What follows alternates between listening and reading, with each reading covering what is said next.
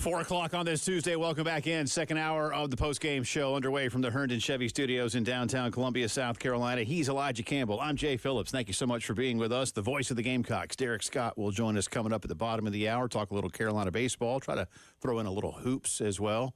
I'll let these two Reds fans talk about how the season's going.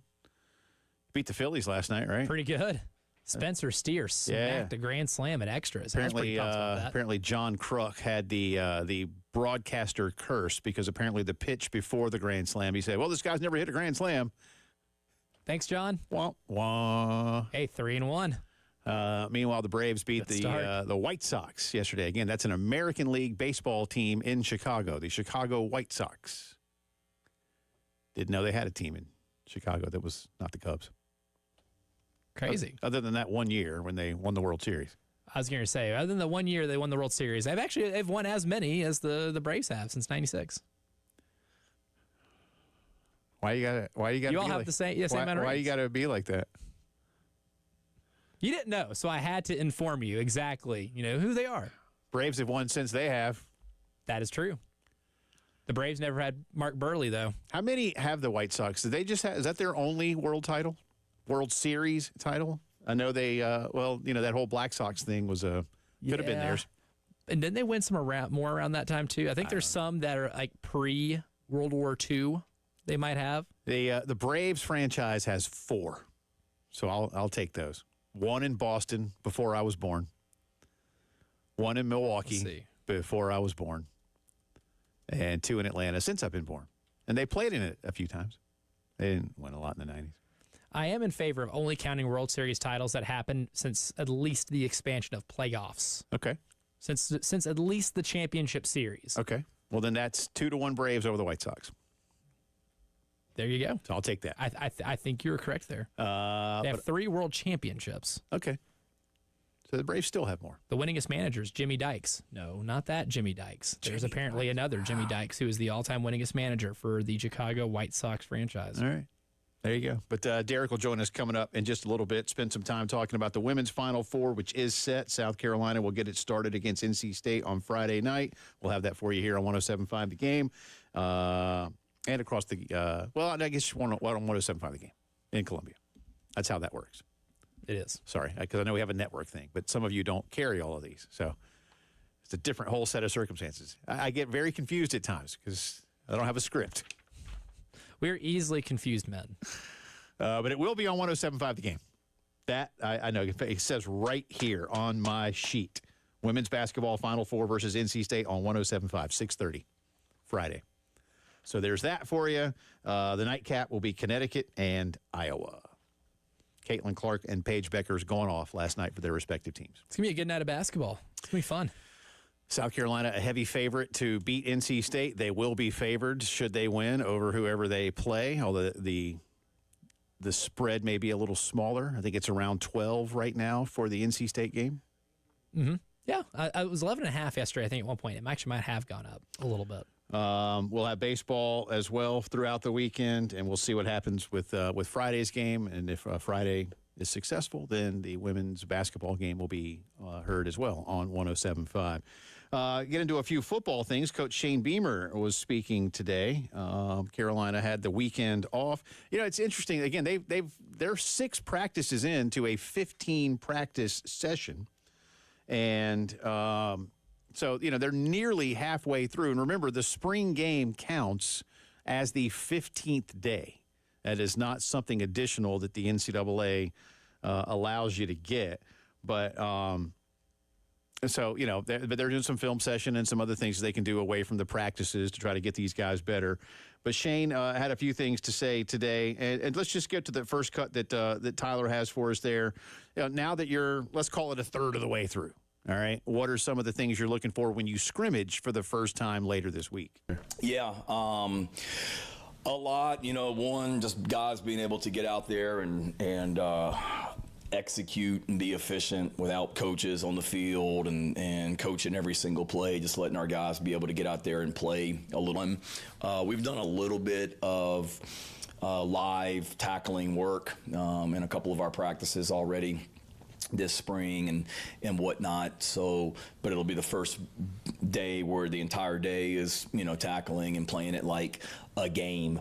We'll have SEC officials that'll be out there on Saturday. So our guys, can we play, somewhat, penalty free? There's going to be penalties, but hopefully we get in that stadium and we don't have a lot of the pre-snap penalties and things like that we can control. And then really just how guys respond, and we talk a lot about when we go across the street into that stadium, our mentality and what an opportunity and blessing it is to be able to go into Williams-Brice Stadium. And some people, whether it's 80,000 people in there or a Saturday morning with about 50 people in there, a lot of guys, they flip a switch and they rise to the occasion, if you will, and eager to see who really just steps up, because we got some great competitive battles going on in a lot of different positions, and it'll be the morning time, so the lights won't be on, but figure of speech wise, when the lights come on, who responds? And that's what I'm eager to see. I don't know if we have the cut, but I'll go ahead and say, because I listened to all of what Coach Beamer had to say earlier today. He spoke in the noon hour. One of the things that he was talking about and sort of lamenting is one of the things you hear often about scrimmages, Elijah, and that is, well, if one side's doing well, it means the other side's not. And as a head coach, I've got to balance those things. It continues to have me talk about and think about the need at some point this time of year for a scrimmage against another team. I don't really want to beat a dead horse. I don't know that the horse is dead. I am going to kind of keep banging on that drum, though. This again, beat on a living horse. I don't want to do that at all. This isn't what I'm going to say. Isn't about Shane, because Shane is a proponent of playing someone else, but. You will hear coaches all across the country in the coming days and weeks say the same thing about going against themselves and how it's hard to measure. Well, then let's make it easier to measure. I like that. Like, again, there's what's not hard. Go play somebody else. Put parameters in place so that you don't. Again, you and I have talked about this, I know, but for those who are just tuning in, this does kind of, as we say in the South, stick in my craw a little bit. If you want to fix something, fix it.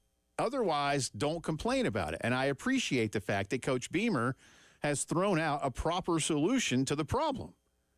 Let's see how we play against someone else in the spring. It'll give us a different set of outcomes to go over in the summer and then reapply in August camp. This is not hard. Again, I've said before, people say, oh, you can get hurt. Again, I've seen dudes get hurt at Williams-Brice in April. I don't want to, but I have. Don't hit the quarterback. Put the quarterback in a yellow jersey on both teams. No kick returns. No punt returns. No blitzing. I realize if you don't blitz, that might be something that you're taking away, but you, again, mitigate the risk. There are ways. But there are ways. But otherwise, as he says, when the lights come on, one of the things that Coach Spurrier used to do, and I know coaches now are a little more hesitant. I don't think Steve cared. I mean, there were times certainly when Steve would shut the doors and you don't need to know what they're running. But one of the things that he used to love talking about is having an open scrimmage at this time of year, one of them at least. Certainly the spring game is open. And by the way, you're going to be running your plays in the spring game, right? And again, this goes coast to coast, border to border. But Coach Spurrier used to say, well, I want to see how they, and I don't want to do too much of an accent, but we always get into it with Steve. You can imagine. I want to see how they do when their girlfriends are there. Yeah. Or when their mom is there. When those lights are on? But yeah, but that was what, I never really thought about it, but he did. He was like, oh, see how they, when the girlfriend's there. I was like, okay, that makes sense. Because you are, at that point, you're showing out a little bit more. Otherwise, it's just practice in a different place, right? In a lot of guys' minds.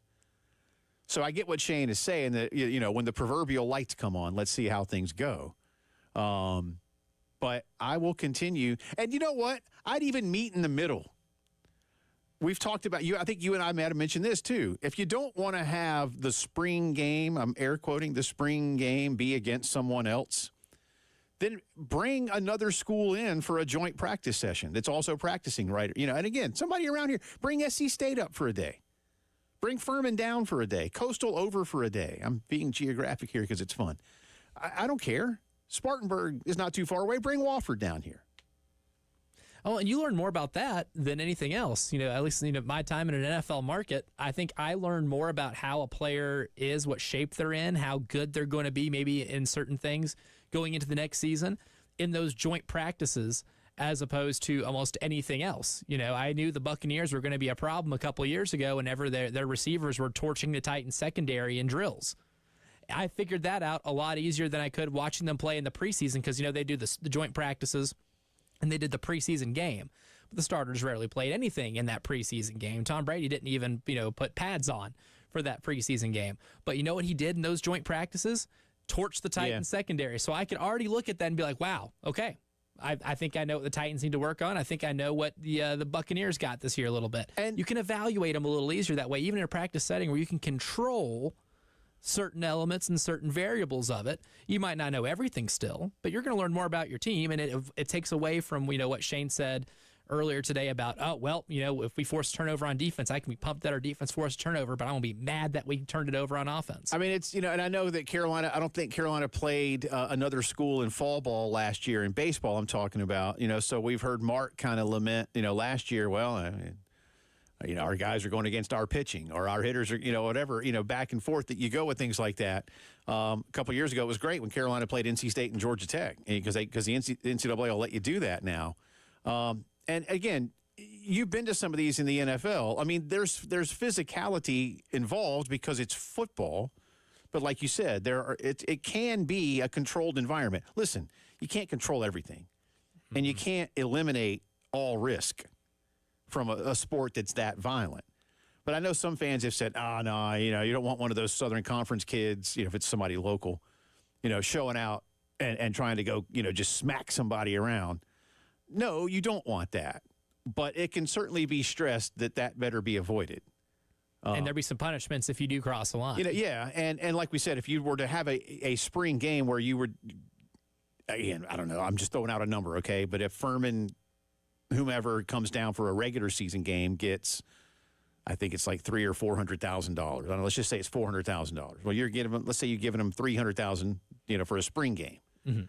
Hey, one of your dudes does something here, just part of the contract, just telling you if this is intentional or this is a 15-yarder or somebody gets hurt or, he knew what he was doing, the money is let. I don't know. I mean, and maybe you can't do that. Maybe nobody would sign that. I don't know. There are ways to throw warnings out, right? You're going to get kicked out. We're going to stop the game. Yeah. I don't know. But there are ways. You can negotiate that. But when you lament those kind of things and there's something you can do about it, I just say do it. Got some more from Shane on the other side of the break. What is he looking at in terms of the quarterback situation right now? He spoke on that. You'll hear it as the postgame show continues.